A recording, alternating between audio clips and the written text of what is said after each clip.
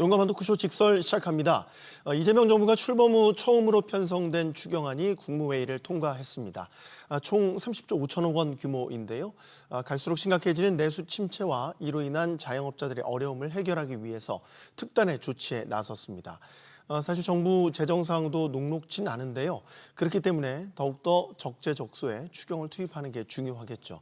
자, 그럼 이번 추경으로 꽁꽁 얼어붙은 내수가 살아날 수 있을지 이야기 나눠보겠습니다. 함께 해주실 분들 소개해드리죠.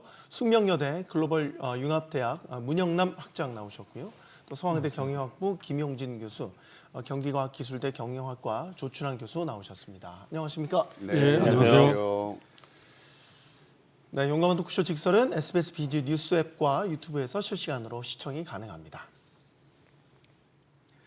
이재명 대통령은 국무회의에서 재정의 역할을 강조했습니다. 또 민생회복 지원금에 대한 입장도 내놨는데요. 이 대통령의 목소리 먼저 듣고 토론 시작하겠습니다. 장기적으로 경기 침체가 계속되고 있고 국가 재정을 이제 사용할 때가 됐습니다. 일부는 소득 지원 측면에서는 저소득층 또는 그 외에 경기 진작 목표의 측면에서는 공평하게 또 그 한편으로는 소비 승수를 좀 더 고려하는 그런 쪽으로 하면 좋겠다는 생각을 했는데 네, 세입 경정을 제외하면은 이번 2차 추경은 20조 원 규모로 편성이 됐고 이제 1차 추경과 합치면은 당초 민주당이 주장했었던 35조 원 버금가는 정도의 추경 규모가 이제 편성이 된 겁니다. 어떻게 보시는지 일단 내수 살리는데 1차적인 목표가 맞춰져 있기 때문에 그 목적에 합당한 규모라든지 목적에 맞게 편성이 됐다고 보시는지 총평부터 좀 듣겠습니다. 교수님. 네, 뭐 총평으로 하면 사실은 규모가 생각했던 것보다는 조금 커진 측면이 좀 있는 것 같고요. 네. 타겟팅을 크게 세 가지로 했는데 하나는 경기 진작을 하는 거, 하나는 소상공인을 살리는 거, 그리고 마지막 건설 경기 살리는 것 쪽으로 했는데 이 부분은 아주 적절하게 잘 편성을 했다라고 평가를 할 수 있겠습니다. 네, 계속 듣겠습니다. 어떻게 네. 34조 원, 5조 원 규모의 추경인데. 뭐 단기적인 효과로는 좀 괜찮다고 생각을 하는데요. 근데 이제 이러한 단기적으로 이제 소비 진작이나 이런 부분이 있는데 활성화 정책으로서 이제 차기 성장 전략이나 이런 부분이 좀 부족하다고 저는 좀 생각을 합니다. 단기적으로는 소비 재단 진작이라든가 뭐 건설 경기나 이런 부분을 살리지만 사실상 규제 정책이라든가 이런 거 맞물려서 같이 활성화할 수 있는 정책이 같이 나왔으면 좋지 않았을까. 그래서 마중물 역할을 할 수 있는 역할에서는 조금 부족하다. 그러나 단기 진작에서는 조금 효과가 있다라고 생각합니다. 네. 학장님께도 듣겠습니다. 예.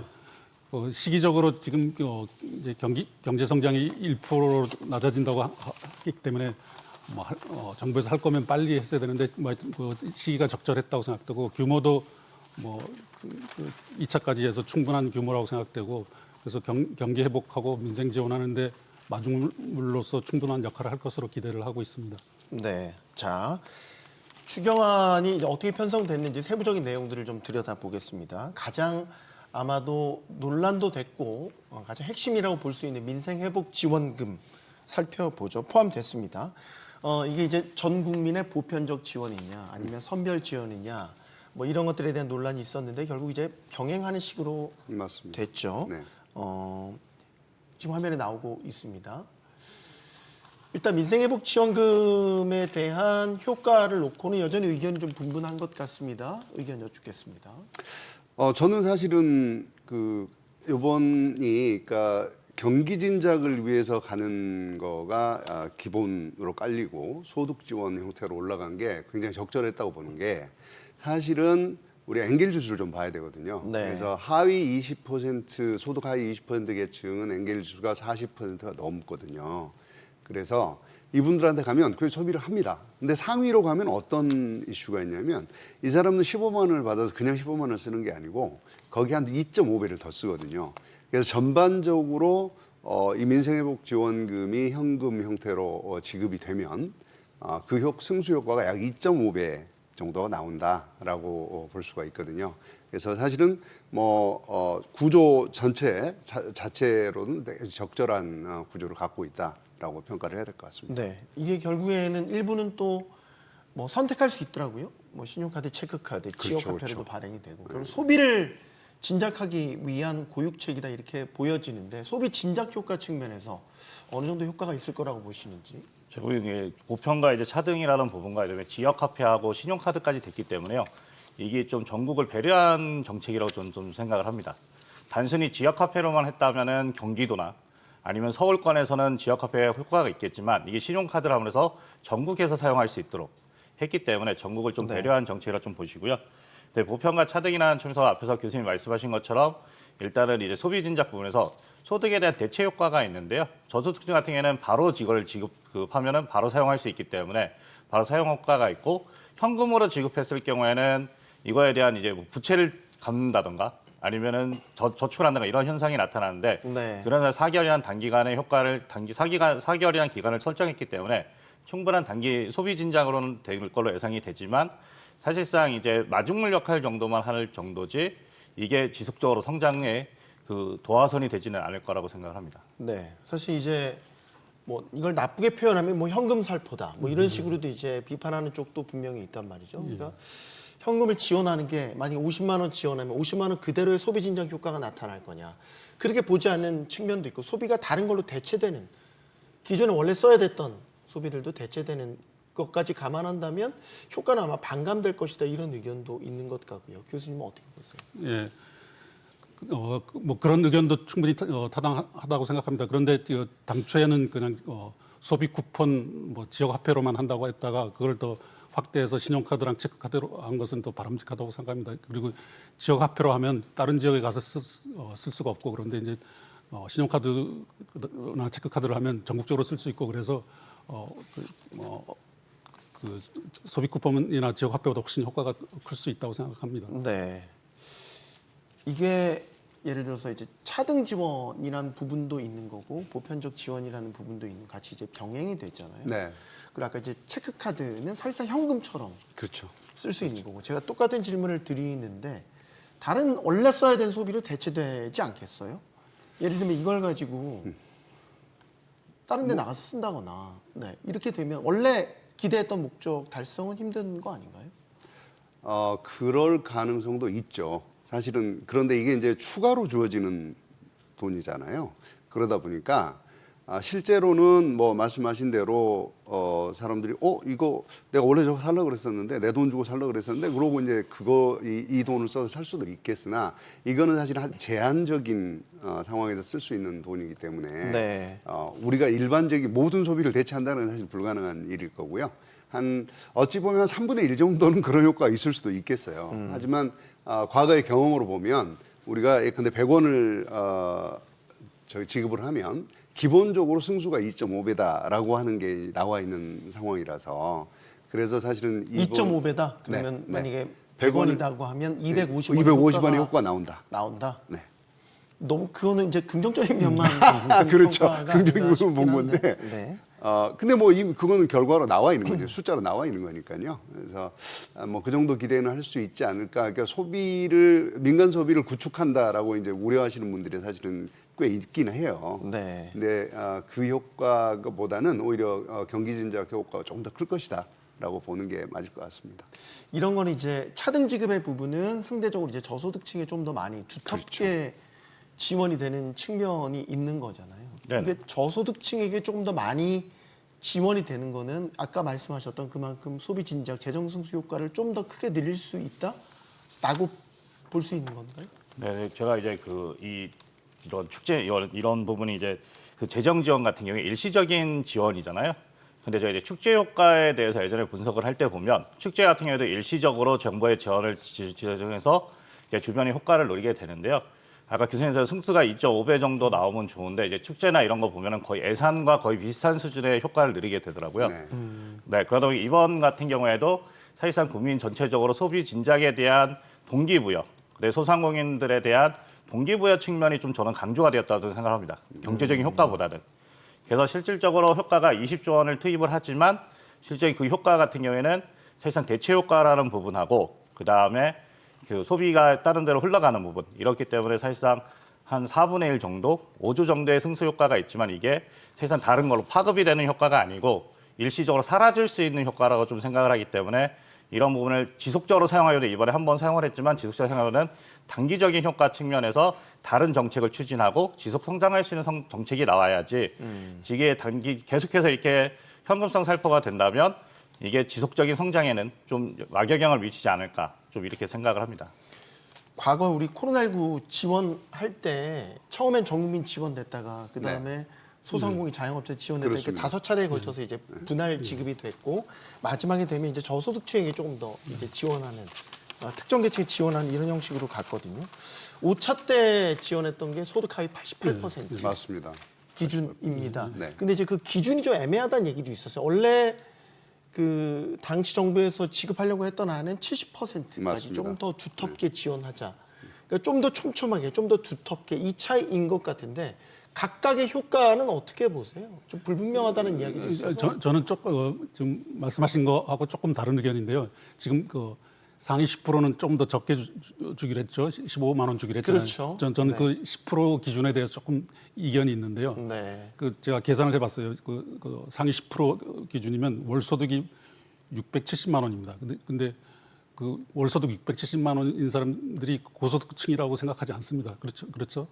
그래서 저는 월 소득 607 세해 전 기준으로요. 예. 그건 또 판단하기에 따라 좀 다를 수 있을 것 같습니다. 네, 근데 8천만 원이요. 그러니까 의견이 다를 수 있지만 제 의견을 말씀드리면 저는 그 10% 기준을 한 5% 정도로 올리는 게 더 바람직하다고 생각하고 그 이유도 말씀드릴게요. 그러니까 10% 소득 10%가 월 소득 670만 원, 연 소득 약 8천만 원 정도 됩니다. 그리고 네. 그 5%로 하면 월 소득이 843만 원, 연 소득이 한 1억 828만 원 정도 됩니다. 그래서 네. 저는 제가 고소득층을 대변하려는 게 전혀 아니고, 근데 이 정도 6%에서 10% 있는 사람들이 자신들이 고소득층이라고 느끼지 않고 있고요. 그리고 또 이런 의견도 있습니다. 제가 다른 선진국에도 가보면 세금을 네. 많이 내면 혜택을 많이 줍니다. 근데 세금은 많이 냈는데 이런 정부에서 지원금을 줄 때 적게 받는 그런 거에 대해서 역차별이라는 불만도 있을 수 있습니다. 그래서 뭐 상대적 박탈감도 느낄 수 있죠. 사실은 그 우리나라에 그러니까 세금 안 내는 분들이 많잖아요. 예. 거의 절반 48% 정도 세금을 한 번도 안 내신단 말이에요. 근데 이 소득 기준이 이제 교수님 말씀하신 대로 8천만 원 굉장히 높은 거예요. 우리나라에서는 실제로 평균 소득으로 하면 2,700 정도 됩니다. 그러니까 사실 8천만 원이라고 그러면 굉장히 고소득이라고 봐야 맞는 거고요. 실제로 아까 말씀하신 대로 차등 지급은 하위 한 20%는 기본적으로 엔겔 지수가 그러니까 식품에다 쓰는 돈이 한 45% 정도 된단 말이죠. 그래서 이분들한테 가는 거는 아까 말씀이 다른 데로 갈 가능성이 전혀 없어요. 무조건 네. 소비가 됩니다. 그리고 이제 문제는 사실은 말씀하신 대로 고소득자한테 가는 건데 이분들은 딴데 그냥 뭐 저축은행을 안 쓰거나 이러실 수 있는데 이분들은 재밌는 게 가면 실제 보다 한 3배 이상 쓰는 걸로 나와요. 내가 공돈이 생겼네. 그래서 이제 간단 말이죠. 소비를 하러 식당을 갔어요. 근데 그분들이 가는 식당은 싼 식당이 아니니까 오히려 굉장히 많이 소비를 하게 되는 이제 상황이 벌어지는 거라서 이게 지금 적절하게 되지 않았나 저는 사실 그렇게 생각합니다. 그러니까 연소득 8천만 원을 기준으로 해서 이 10% 자르는 거는 아주 적절한 선택이라고 저는 생각이 됩니다. 교수님 생각은 보편 지원의 폭을 더 넓히는 게 그렇죠. 맞다라고 보시는 거고 조금 저는- 더 차등 지급 쪽에 조금 더 무게를 그렇죠. 두고 차등이 조금 더 무게를 계시는 거고. 저 같은 경우에는 저는 차등 지급에 저는 좀 무게를 두고 있습니다. 그래서 한계 지수라는 게 있는데요. 이런 이제 지금 어려운 상황에 대해서 이거를 누가 더 완충할 수 있는 역할이라고 저는 생각을 하거든요. 사실상 대기업들이 버틸 수 있었던 건 대출을 받아서 지속적으로 운영할 수 있는 능력이 있는 거고요. 소상공인분들 같은 경우에는 대출을 받아서 새로운 사업에 투자를 못하고 자신들이 이제 새로운 걸 못하는 거죠.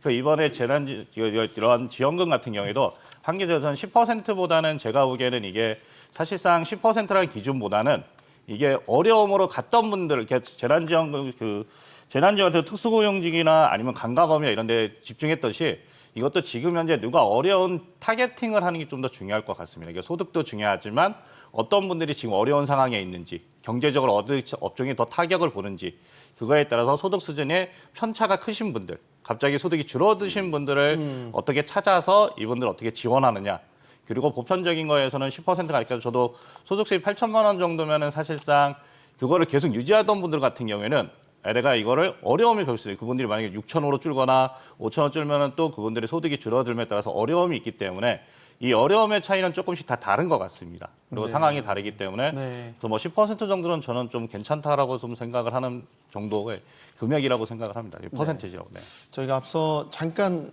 나왔지만 지급되는 방법에 있어서는 정확하게 네 가지인 네. 거죠.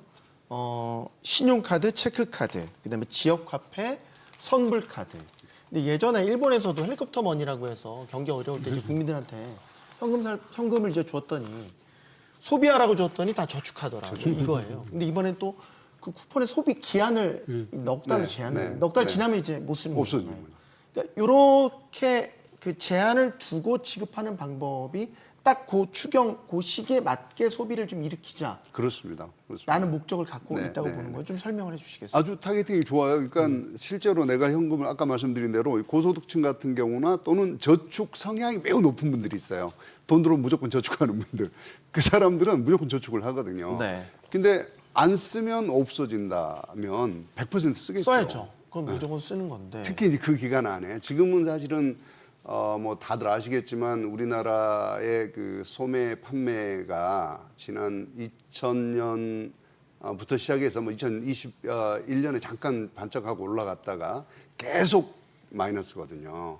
그래서 워낙 지금 상황이 안 좋기 때문에 이거를 갖고라도 빨리 한번 이 경기를 좀 돌려보자라는 게 가장 중요한 목표이고 지금 이번에 경기 진작을 하자는 게 가장 중요한 네. 목표이기 때문에 네. 그 기간 안에 금년 안에 좀 사용이 돼서 내수가 조금 살아나는 그러면 이게 사실은 시그널이거든요. 아까 우리 조 교수님 말씀하셨지만 경제는 심리이기 때문에 뭐가 돌아가는 것 같네 이렇게 하면 사람들이 이제 소비 지갑을 열 가능성이 높아진다. 괜찮아지겠구나라는 심리가 만들어질 수 있다. 요 4개월, 5개월 내에. 그러면 어쨌거나 우리 저기 민간 소비 지수도 보니까 약간 이제 100 정도 심리 지수가 100으로 올라왔으니 90으로 내려가 있다가 긍정적으로 보는 게 쪽으로 좀 더 갔다는 네, 말씀이시죠? 긍정적으로 조금 갔어요. 네. 이때 이제 탁 하고 찍어주면 조금 올라가서 한 110 정도만 가도 사람 지갑을 열 가능성이 매우 높아진다. 그러면 내수는 이제 돌아가는 거죠. 지금 이제 4개월로 소비 기한이 딱 정해져 있으니까 시기적으로 보면 다음 달 정도에 이제 국회 통과하면 집행이 되기 시작한다고 보면 7, 8월 딱 그 여름 휴가 그렇죠. 기간이네요. 좀 소비가 좀 활성화되는 그런 기간에 이런 게 지급이 된다면 같이 이게 상충 효과가 나타난다고 기대할 수 있겠네요.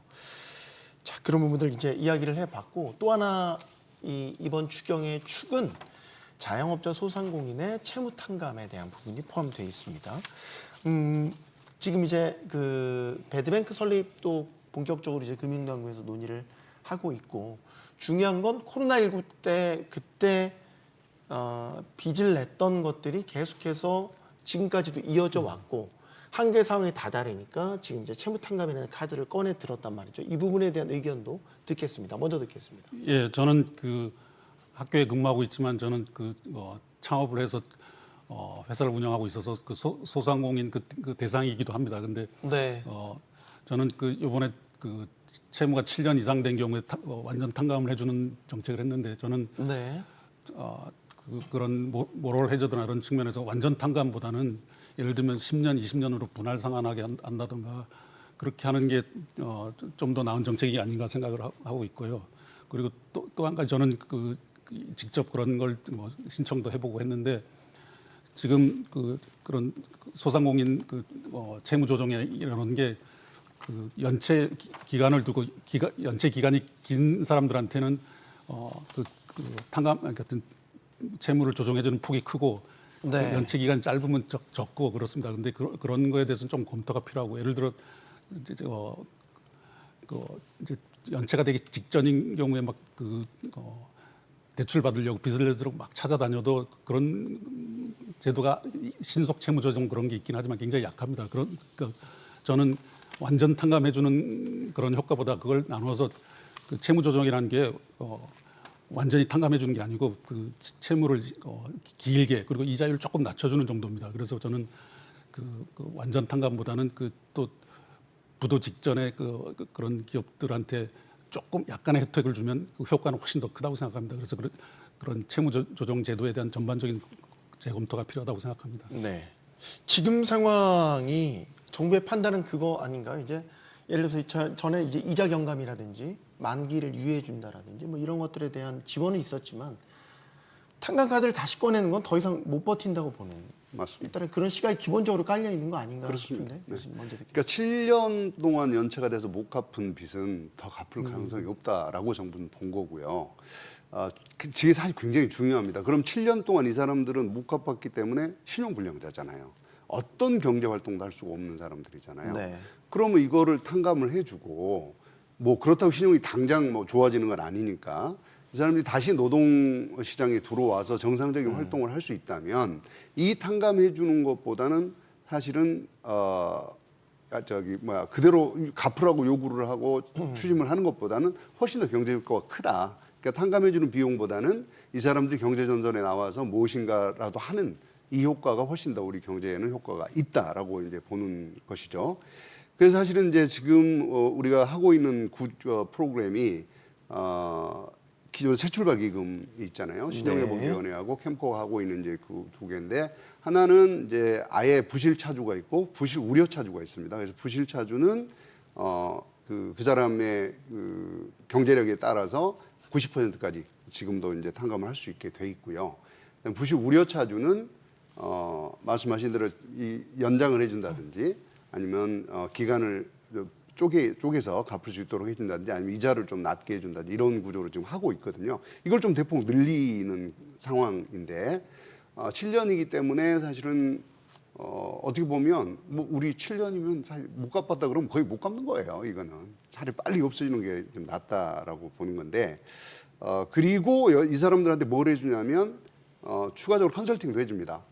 당신이 앞으로 이제 탕감을 받았으면 어떤 잡을 가져야 될지 무엇을 하고 싶은지 물어보고 그 사람한테 그런 직업 교육도 해주고 매칭도 해주고 이런 역할들을 하거든요. 그래서 사실 이 뒤에 활동이 훨씬 더 중요한 겁니다.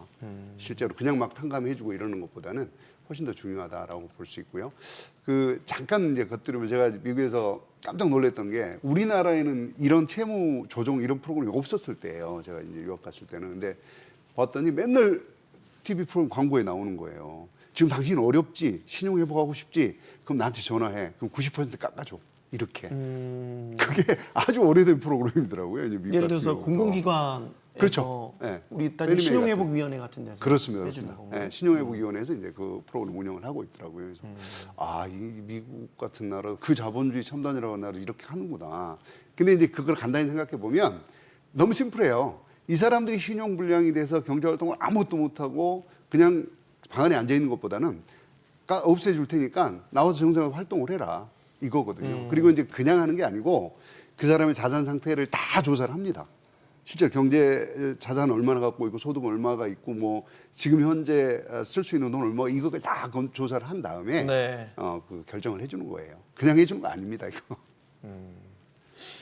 성실하게 갚을 능력이 의지가 있음에도 불구하고 이제 뭐 예를 들어 장사도 안 되고 업황 자체에 문제도 있고 이런 분들이 불가피하게 이제 채무자가 됐다면 이런 분들에 대한 탕감을 우선 해야 되는 건 알겠는데 또 반복되지만 성실하게 갚은 분들은 그럼 이제 상대적으로 좀 억울하지 않겠냐 그렇죠. 뭐 이렇게 이거죠. 네. 성실성의 상대적 박탈감이나 이런 부분이 있을 수 있는데요.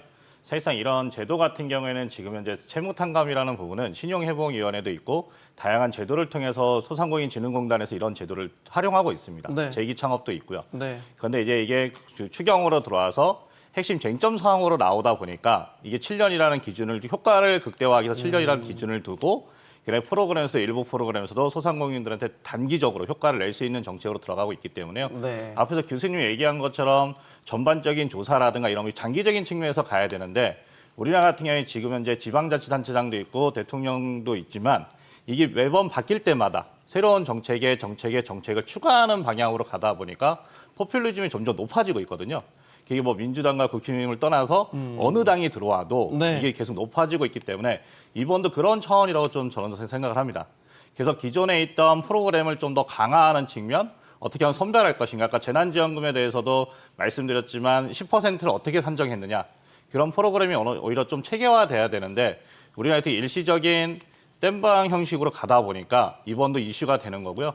그래서 장기적으로는 이러한 국가적인 부처 간의 조정을 통해 가지고 소상공인 프로그램을 복지 정책으로 갈 것이냐, 경제 정책으로 갈 것이냐도 제가 보기엔 되게 큰 관점인 것 같습니다. 지금은 경제 쪽에 포커스가 맞춰져 경제 쪽에 있다고 봐야 포커스를 되나요? 맞췄다 보니까 사실상 지금은 복지 지원, 재난지원금, 이거 이렇게 소상공인 지원금을 주고 있고 부채를 탕감하지만 반면에 소상공인분들과 경쟁하고 있는 대기업들, 특히 골목상의 대형마트나 복합시장 규제는 계속 강화하고 있거든요. 강화한다는 소리가 나오고 있고요. 그런 경제 정책에서 성장이라는 측면을 가져가야 될 부분은 또 성장을 멈추게 하고 이쪽에서는 경쟁력을 갖게 하는 걸 멈추게 하고 이쪽에서는 지원을 통해서 활성화 정책을 한다면 이게 서로 엇박자가 나는 거죠. 그래서 소상공인 정책 같은 경우는 복지 정책을 가면서 일반 기업들은 잘하는 기업들은 더 잘할 수 있도록 성장 정책을 같이 써줘야 되는데 우리나라는 한쪽에서는 막고 있고 성장도 막고 있고 지원은 지원대로 하고 있고요. 그래서 계속 밑빠진 덕에 물볶이 형식이 되지 않나 이렇게 저는 생각합니다. 그렇기 때문에 이번에 부채 탕감 같은 경우에도 사실상 이분들이 어느 정도 회복을 할 수 있느냐 아니면 이분들이 진짜 7년 동안 노력을 했는데도 안 된 거냐 된 거냐 이거를 선별을 잘하는 게 누구나 아까처럼 성실 납세자들에 대한 박탈감 이런 거를 상실할 어느 정도 충족시키지 않을까 이렇게 생각합니다. 그래서 사회적 비용 측면이기 때문에 사실상 소상공인 분들이 빠르게 무너지게 되면 사회적 비용이 증가하기 때문에 네. 이 부분을 완화하는 정책은 매우 합당하다고 생각하거든요. 그의 방면에서 우리나라가 어떻게 하면 내수가 진작되고 글로벌 경쟁력을 가지고 있을 수 있을까? 이 부분도 같이 고려돼야 되는데 이번 정책, 이번에서는 단순히 소상공인 지원과 이게 활성화 정책이라서 돈을 많이 풀면 활성화 될 것이다. 그리고 부채를 탕감하면은 이분들이 다시 재기할 것이다라고 이렇게 가정을 하고 있는데 두 가지를 하기 위해서는 많은 노력이 필요하거든요. 그 노력을 하기 위해서 정부가 어떤 당근책을 줄 것인가라는 부분이 좀 부족하지 않나 이렇게 생각을 합니다.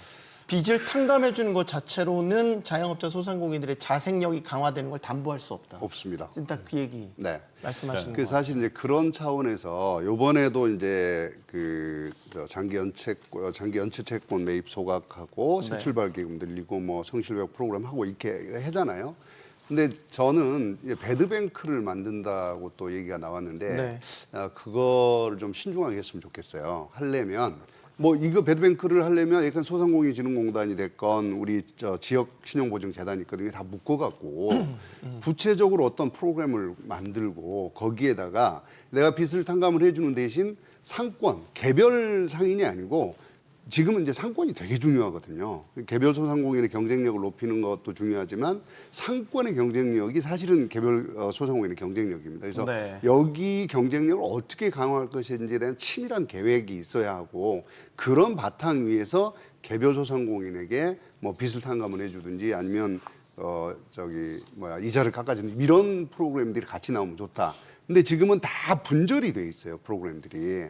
그래서 배드뱅크도 좋으나 이거 갖고는 안 되고 오히려 소상공인시장진흥공단이나 지역신용보증재단을 묶어서 무엇인가 새로운 프로그램을 만들고 구조화, 제도화를 하는 겁니다. 만들고 늘 상시적으로 모니터링을 하고 문제가 생겼을 때 어떻게 할 것인지 미리미리 처리를 하고 그리고 구조를 조정해가는 방식. 이렇게 하지 않으면 소상공인들 경쟁력 회복은 불가능하다고 봐야 돼요. 네. 교수님 이제 배드뱅크에 대해서 말씀하셨는데요. 네. 저도 배드뱅크보다는 기존의 은행을 활용하는 게 좀 더 저는 좋다고 생각을 합니다. 그러니까 새로운 정부가 계속 기관을 만들고 소상공인진흥공단이라든가 뭐 중소기업 유통센터 연구원이라든가 이런 데를 계속 기관을 만들고 있지만 이들은 정부 예산을 받아야 되고 또 기업들이 협조를 받아야 됩니다. 배드뱅크 같은 경우도 사실상 배드뱅크 예산에 대해 정부의 지원도 예산도 돼야 되고 은행들도 투입이 돼야 되기 때문에 네. 사실상 은행한테 이거를 권한을 주고 그다음에 선별하는 작업에 대해서도 은행에서는 그거에 대한 전문화된 인력이 있기 때문에 그 인력을 활용하는 게 저는 좋다고 생각하거든요. 근데 우리나라 상권에 대해서 얘기할 때도 많이 소상공인이 어려웠던 부분은 뭐냐면 정부가 개입을 너무 많이 하고 있습니다.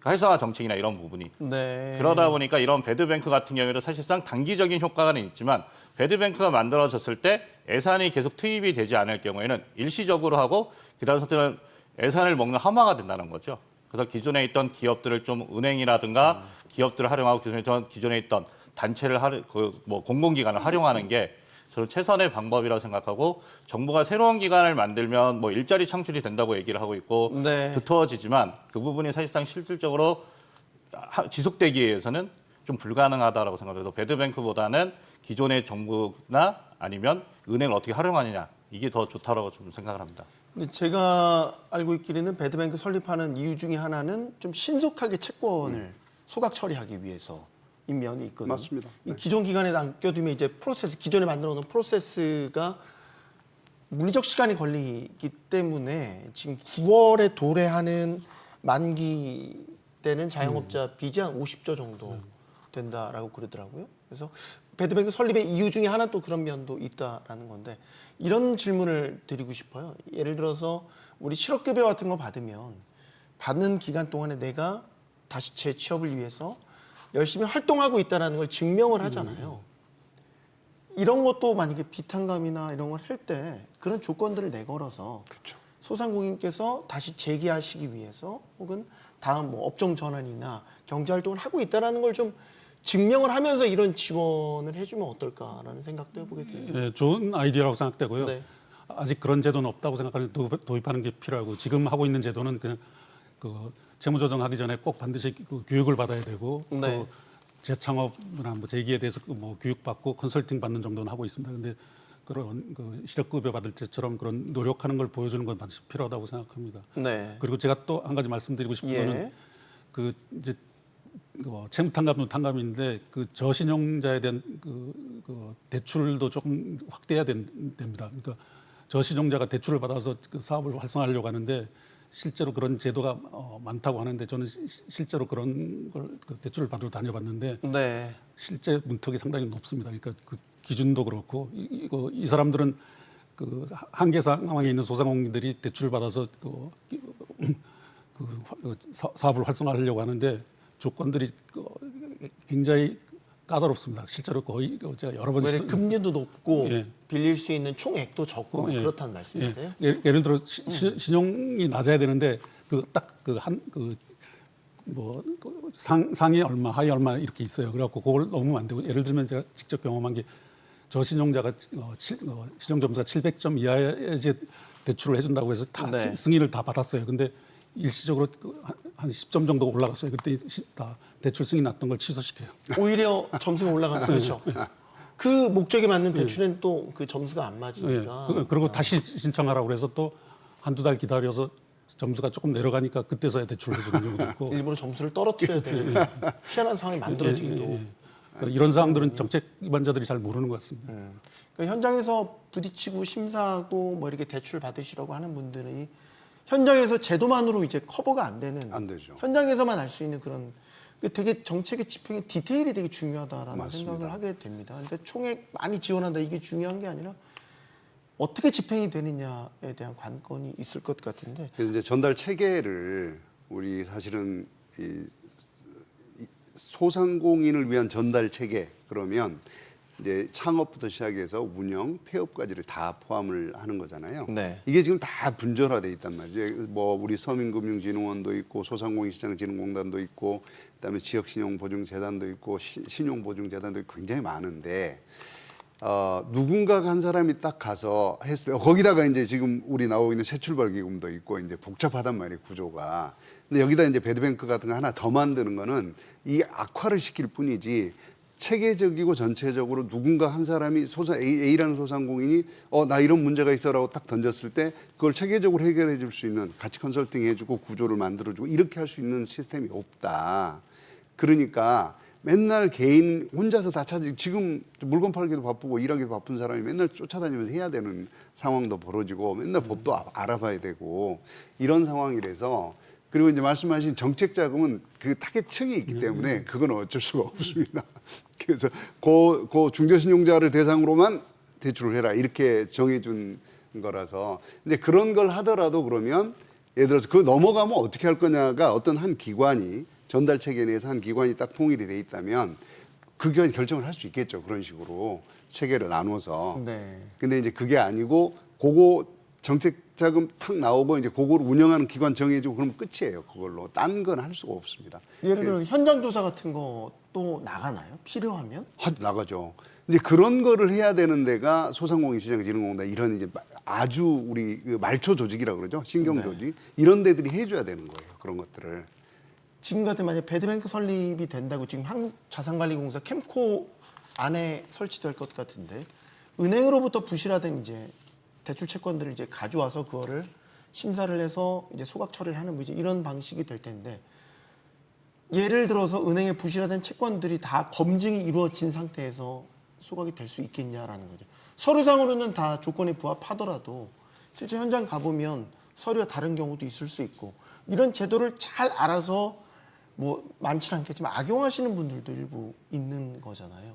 그러니까 적재적소에 이게 제대로 지원이 이루어질까 걱정은 여전히 되는 건 맞는 것 같습니다. 이런 부분이 이제 사실상 우리나라 같은 경우에는 정부 주도로 해서 이제 소상공인 정책이 짜여지다 보니까요. 네. 그래서 이제 은행이나 이런 세대도 관리하다가 이제 정부에서 지원금을 내라는 구조로 되어 있기 때문에 사실상 근데 은행에서도 일부 벌써 이제 부실 채권으로 관리하는 것 같은 경우에는 벌써 대부분은 넘어가 있을 거거든요. 관리 그 채권을 자기네가 판매를 하거나 매각을 하는 절차를 걸쳤기 때문에 그래서 소각되는 그 이번에 7년 이상의 연체가 되신 분들은 제가 보기에는 어느 정도 구분이 되어 있다고 생각합니다. 그리고 이 정도 예산이 들어간다는 것을 추경했다는 것은 벌써 부실 채권에 대한 규모나 이런 게 파악이 됐고요.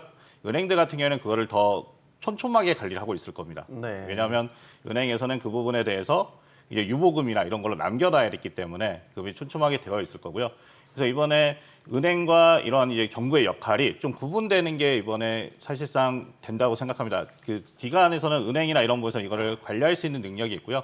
정부에서는 그거에서 검토하는 거, 검증하는 단계로 좀 발을 빼는 게 좋지 않나라고 생각합니다. 정부가 집행도 배드뱅크처럼 정부가 이거를 동시에 진행할 경우에는 누가 그걸 관리 감독할 것인가에 대한 문제도 있거든요. 그래서 그 부분이 이원화되는 거를 좀 정책 추진이 필요하지 않나 이렇게 생각을 합니다. 그리고 저희는 이제 뭐 이게 많은 기관들이 있지만 네. 저는 그 기관들의 전문성에 대해서 좀 의구심을 항상 가지고 있습니다. 네. 예산 집행하는 전문 기관들의 의구심이고 그러니까 중소기업 컨설팅을 담당하고 있는 그런 센터들이 어느 정도의 능력이 있느냐 없느냐라는 부분이고 그다음에 그 뭐 미국이나 유럽 같은 경우에는 대부분이 정부가 아니고 기업으로 다 넘어가 있거든요. 그런 네. 컨설팅들이. 그래서 그런 부분도 같이 이번에 좀 고려가 돼야 되지 않나 이렇게 생각을 하고 있습니다.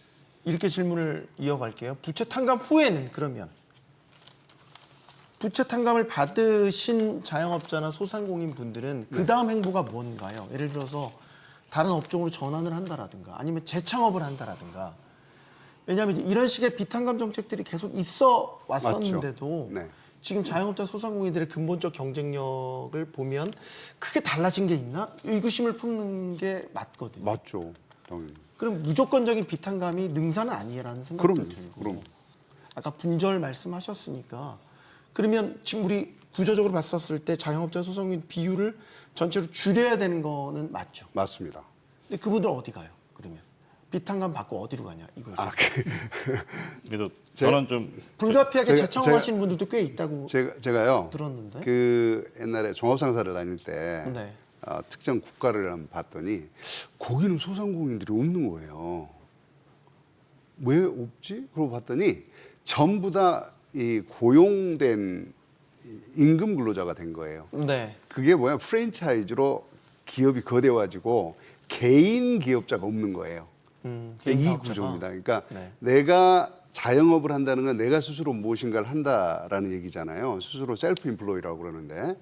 근데 그게 아니고 가게를 하더라도 고용된 인원으로서 일을 한다. 이렇게 전환이 되는 거죠. 그러니까 사실은 우리는 개별 개인들한테 너무 많은 책임을 지우게 하고 있는 구조라서 이것들 좀 기업들이 어찌 경제가 고도화가 되면 기본적으로 규모가 커야 경쟁력이 생기고 규모가 커야 이익이 발생을 하거든요. 그리고 규모가 커야 혁신도 할 수 있고 이런 상황이라서 점점점 모아집니다. 그래서 그것들이 규모가 커지고 일반 자영업 하시던 분들은 그 안에 들어가서 임금 근로자로서 일을 하게 되는 구조. 이게 사실은 자영업이 줄어드는 거예요.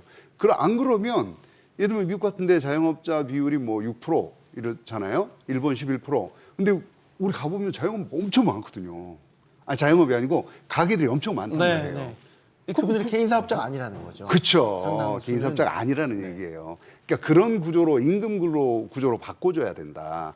그리고 자영업자들 기업체 중소기업처럼 사이즈를 좀 키우는 방식으로 가야 한다.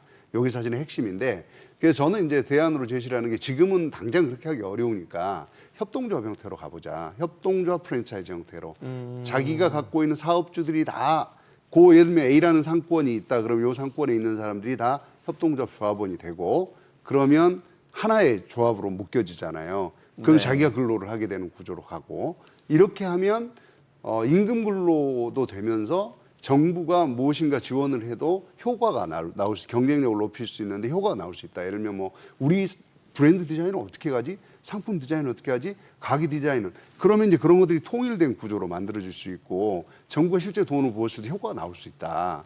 지금 개별 소상공인들 다 지원하는 구조라서 돈도 쪼개지고 정책도 분절되고 지원도 분절되고 이래서 효과가 없다.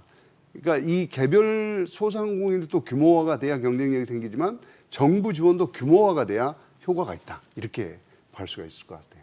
아까 네. 뭘 말씀하시려다 네, 못해서 그래서 저희 이제 네. 창업이나 이런 부분에서 이번에 제 탕감을 받는 분들은 제가 보기엔 재창업보다는 회사에 들어가서 근로자의 형태로 일하는 걸 좀 적극 추천하고 그런 게 제도화해야 된다고 생각합니다. 우리나라 창업이나 이런 게 실패하는 이유가 대부분 생계형 창업이거든요. 네. 그러니까 생존을 위한 거기 때문에 기회형 창업을 위해서 창업을 하는 부분도 좀 필요하지 않나라고 생각을 합니다. 그래서 이런 부분이 사실상 이제 근로자를 더 늘리고 그다음에 창업이나 이런 부분보다는 사실상 이제 근로자로 가는 게 또 맞다라고 생각하고요. 그래서 기회형 창업을 늘릴 수 있는 정책이 추진돼야 되는데 창업지원금을 계속 드리는 건 제가 보기에는 거의 안 되고 저 같은 경우는 컨설팅을 할 때 그 자영업자분들을 가고 싶은 한데 한 15억 정도를 물어보거든요. 5년 동안 생활비, 5년 동안 투자 비용, 5년 동안 버릴 거. 그래도 거기 버틸 수 있느냐. 이제 너무나 자본이 많은 분들이 많기 때문에 사실상 자영업자분들이 생존하기 너무 어렵거든요. 마지막으로 좀 말씀을 드리면은 자영업자 우리 소상공인에 대한 지원이잖아요. 5인 미만에 대한 지원은 되게 많거든요. 네. 근데 이분들이 5인에서 5인이 넘어가면 소기업이 되는데 소기업에 대한 지원은 거의 없습니다. 아. 그러니까 소상공인분들이 더 이상 인력을 확충하지 않는 거죠. 소상공인일 때는 지원이 많다 보니까 기업이 커지면 커질수록 지원 정책이 촘촘하게 있어야 되는데 지금 오로지 소상공인분들 그리고 이분들이 한 개 기업, 두 개 기업, 세 개 기업을 계속 쪼개기를 하게 된다는 거죠. 그렇기 때문에 지금 이제 소상공인 지원 정책이 아니고 소상공인에서 소기업, 소기업에서 중견기업, 중견기업에서 대기업으로 갈 수 있는 이러한 체계적인 체계가 돼야 되는데 지금 이제 소상공인에 집중된 정부 지원 정책과 추진이 되다 보니까 많은 기업들이 소기업으로 안 가는 거죠. 그래서 소기업으로 갈 수 있을 때 정책 지원이 이런 게 전반적으로 바뀌어야 되지 않나 이렇게 생각합니다. 네. 그 정부는 이번 추경안에 세입 경정도 포함을 했습니다. 이 세입 경정이라는 게 당초 예상보다 세금이 좀 덜 거칠 것으로 보고 세입 계획을 다시 짜는 거죠. 예산을 다시 짜는 걸 말하는데요. 자, 이렇게 되면 문제는 이제 국채 발행이 늘어나게 되잖아요. 국채 발행이 지금 이번에도 이제 20조 원. 네, 19조 8천억이라고 네. 하네요. 그럼 이제 우리 걱정은 국고채 금리 같은 게 이제 많이 오를 수 있다. 이런 부분을 걱정하는 거고. 일단 정부 재정에도 일단 안 좋아지는 거고요. 네, 그럼에도 불구하고 세입 경정을 선택했단 말이죠. 그렇죠. 새 정부의 선택 어떻게 보십니까? 저는 그게 맞는 선택이라고 봅니다. 왜냐하면 이미 이제 우리 법인세를 깎아줬잖아요. 네. 그래서 사실은 지금 우리 그 재정수지 적자의 대부분은 법인세예요. 45조, 전체 한 80조쯤 이제 되는데 재작년하고 작년하고 해서 네. 금년에 한 10조 정도 된다고 합니다. 그 예상이 재정 적자가 10조 정도 되는데 그 중에 많은 부분들이 법인세예요. 지금 기업들이 안 좋잖아요. 그래서 법인세를 깎아줬으니 기업들 입장에서는 더 잘해서 세금을 내야 되는데 네. 오히려 지금 못 내고 있는 상황이에요. 그러니까 법인세를 깎아준 것 자체가 사실은 굉장히 큰 오류였다라는 거고. 근데 이제 문제는 지금 그러면 당연히 보이는 세수를 추가 경정 안 하는 세수 경쟁을 안 하는 게 맞는 거냐? 네. 너무 많이 보이는데 털고 가자. 일단 정리하고 그리고 명확하게 세수 추계 다시 하고 그래서 내년부터라도 금년 말부터라도 정확하게 우리가 어떤 현실에 있는지를 파악을 해야지 네. 문제가 해결될 테니까 그런 관점에서 보면 세입 경정은 당연히 했어야 한다고 보고요. 그리고 이제 국채 19조 8천억을 발행을 하면 네. 우리나라 그 국가 부채 비율이 약 49%가 됩니다. 네. 지금 이제 48.4% 정도 되는데 49% 아직은 좀 안정적이다. 아직은 50%가 넘어가지 않았기 때문에 우리가 감당할 만한 여력은 있다. 이렇게 보고요. 그래서 당연히 이번 거는 이제 저는 사실은 좀 아쉬운 게 좀 더 했으면 좋았겠는데 어떤 측면이냐면 네. 민생만 얘기를 했지 혁신이 없잖아요. 지금 이 안에는. 예컨대 지금 R&D 비용이 잔뜩 줄어서 R&D를 못 하고 있다는 기업들이 아우성인데 대학도 그렇고 기업도 그렇고 이런데 혁신에서 한 10조 정도만 더 부어줬으면 하는 아쉬움이 되게 커요. 네. 그래서 한 번 더 하지 않을까 싶습니다. 알겠습니다. 네, 이제 추경은 이제 국회로 넘어가서 심의를 받게 됩니다. 최대 효과를 내려면 적시에 효율적인 집행이 이루어지는데 만전을 기해야 되겠죠. 여기 하나 더 하고 싶은데 이번 추경 효과의 면밀한 사후 검증입니다. 앞으로 재정 운영의 원칙을 세우는 데 있어서도 객관적인 효과 분석이 필요합니다. 오늘 토론 마치겠습니다. 여기는 모든 경제가 모이는 SBS 비즈입니다. 시청해주신 여러분 고맙습니다.